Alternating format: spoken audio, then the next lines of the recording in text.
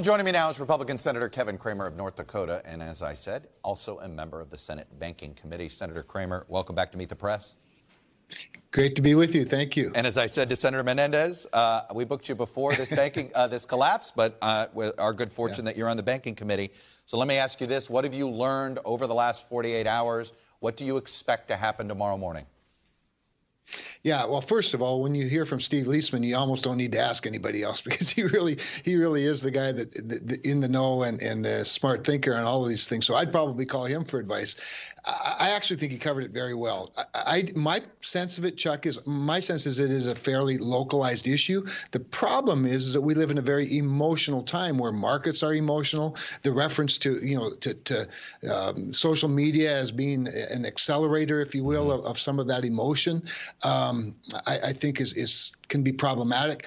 But I hope that with the weekend came some calm and certainly some strategy as well. But there are so many unique things about Silicon Valley that aren't necessarily applicable systemically. So my hope is it's very localized and we can address it in that way. Do you at all, in 2018, you remember the House, you were a co-sponsor of a repeal of part of Dodd-Frank.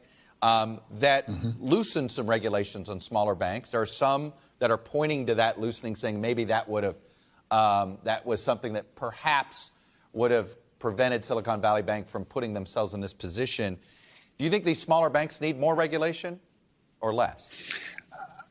Yeah, they certainly don't need any more regulation. That doesn't mean that you can be mismanaged. No, we have to throw in the obvious, and I think you talked about it in the first segment, and that is the fact that we have seen a rather sharp increase in interest rates, which have put some smaller banks, at odds with their own balance sheet. Now, of course, we have a Federal Reserve trying to change its balance sheet at the same time, and perhaps we need to do a little more review of all of that. But I don't think smaller banks need more oversight or more regulation. Maybe better oversight, but certainly not more regulation. With all this volatility right now, is this the time to have a debt ceiling fight?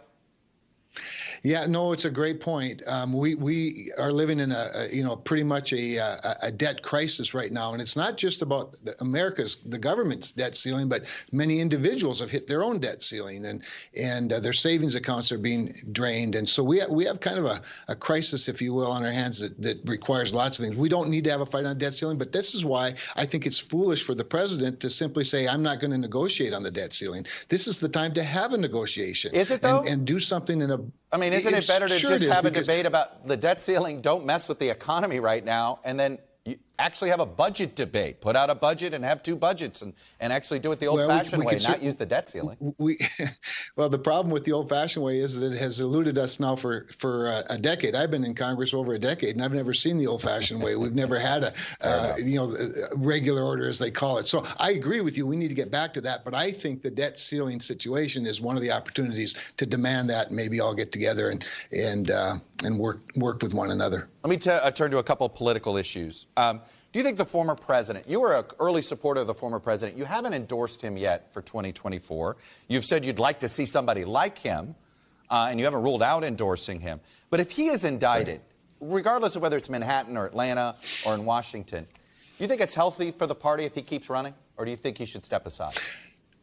Sure. Well, first of all, Donald Trump's not going to take advice from the party or from me, but I think what will happen is if he's indicted, that becomes one of the factors in whether he wins primaries or not. The other factor is who else is in the race and who can make the best case. Obviously, you've highlighted Governor DeSantis, who has certainly earned the right to be at the head of the class through not just through his political rhetoric, but through his successful governing of a very large state. And I think, seeing him out on the stump a little more now, doing the things that potential presidential candidates do, I think will help that debate along. The challenge becomes if there are too many people in the race. And there are other good ones, Mike Pence, Mike Pompeo, certainly, my friend Tim Scott, would all be good candidates who understand the Trump doctrine, but have a demeanor that's probably more suitable to the swing voter. And at the end of the day, what's most important for primary voters to think about is not just who they love the most, but who can win for the country and who can win for the party, because we're in desperate need of some new leadership. So you think electability should matter a little bit more than it usually does? Well, I think it should always matter for primary voters. Certainly, there's no glory in losing spectacularly compared to winning humbly. So I'd rather see a humble victory. All right, I got to ask you about January 6th because there were just two different reactions to what we saw this week. Tucker Carlson said on his air about January 6th that a small percentage of them were hooligans, they committed vandalism, but the overwhelming majority weren't. They were peaceful, they were orderly and meek. These were not insurrectionists, they were sightseers.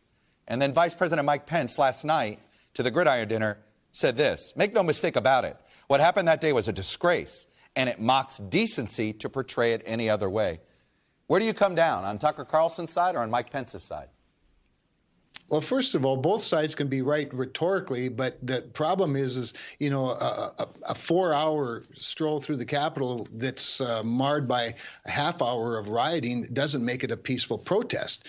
And nobody was supposed to be in the Capitol, so there's not a single person who's completely innocent of wrongdoing. But not everybody that day is at the same level of crime. 518, by the way, have confessed to committing crimes that day. 420 have been prosecuted and sentenced. So clearly it wasn't a peaceful protest. That's not to say that the vast majority of them don't have regret or they didn't understand the severity of what they were doing or the severity of what some other people are doing. I do think it's unfair to put them all in the same bucket. I've never felt like a democracy is actually in trouble. We survived a civil war. We're going to survive this as well. What frustrates me as much as anything, Chuck, is that we're talking about it again. Here we had the January 6th Commission wrap up its work, mostly people not caring or paying any attention. It was very partisan, to say the least. And here we were moving forward. We should be talking about the southern border, as you were discussing earlier. We should be talking about China and the challenge it possesses, and talking about inflation and a budget that drives up deficits forever. And those are winning arguments for Republicans, not relitigating January 6, 2020 or 2021. You're a regular guest on Fox News. You've seen all this internal communications. Has it given you pause about how they conduct themselves with you? Well, first of all, I don't confuse my job with anybody at Fox News, at least of all the entertainers in prime time. That's not to say they don't add some value. I don't confuse Tucker Carlson with Bret Baier or Dana Perino or Bill Hemmer any more than I confuse some of the MSNBC personalities with what you do on Sunday mornings. I just think that there's just way too much entertainment out there. What I do regret, probably as much as anything, about the release of the 41,000 hours is that it was released to one person in prime time who is, rather sensational in his approach, and rather than just releasing it to everybody. I think transparency absolutely is the best way to go. I think Kevin McCarthy's right to do it. I just wish he would have released it to everybody at the same time. Yeah, neutral transparency. If you really wanted it, that's how you would have done it.